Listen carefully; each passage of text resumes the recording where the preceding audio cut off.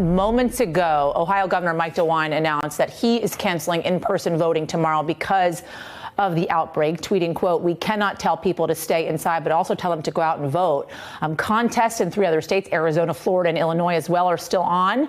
But officials in those states, they're making changes because of this outbreak. NBC News political reporter Vaughn Hilliard is joining us from Phoenix, Arizona right now. Vaughn, good to talk to you.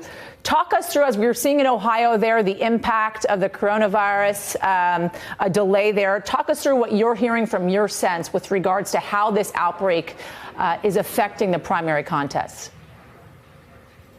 Exactly. And if we could, I want to emphasize that announcement from the governor of Ohio is simply a recommendation at this point. As it stands, there will be in-person voting in Ohio tomorrow. I think that for voters in Ohio, they'll learn much more over these coming hours. Here in Arizona, there's 4 states that are going to be voting tomorrow in their primaries. That's Ohio, Illinois, Florida, and right here in Arizona. To give you context, county officials here in Maricopa County, which makes up about 60% of voters in Arizona, have been scrambling over the last 4 days.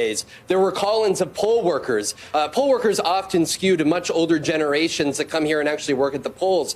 They were calling in and canceling. You also had a sanitation shortfall in which county officials said that they were not able to obtain enough sanitation equipment to take care of these polling locations. And on Friday, the county officials here in Maricopa County announced that they were going to be shutting down 1/3 of polling locations across the county, and they were opening up 7 emergency voting locations, which is where we are right now. They've had more than 60 folks that have come in here the day before in-person voting is supposed to begin, coming here and voting early. I want to let you hear from 2 individuals that decided to take part, Sarah and Tom from Scottsdale.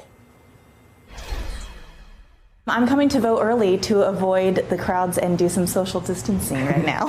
That's why you come in on Monday here. Yeah, that's why we came in Monday today. March Madness has a whole new meaning.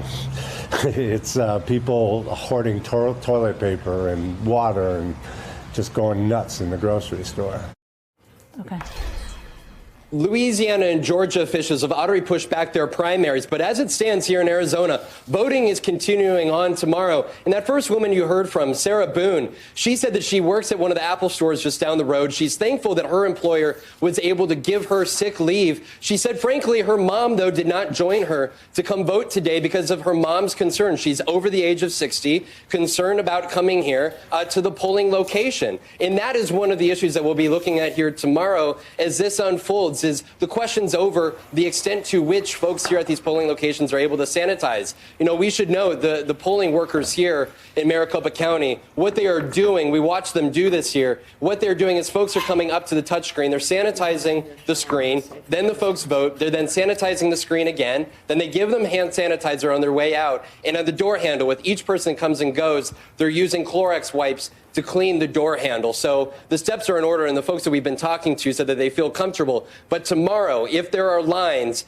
the question is, to what extent are folks actually able to be socially distant from one another and engage in this process? Hey there, I'm Chris Hayes from MSNBC. Thanks for watching MSNBC on YouTube. If you want to keep up to date with the videos we're putting out, you can click subscribe just below me, or click over on this list to see lots of other great videos.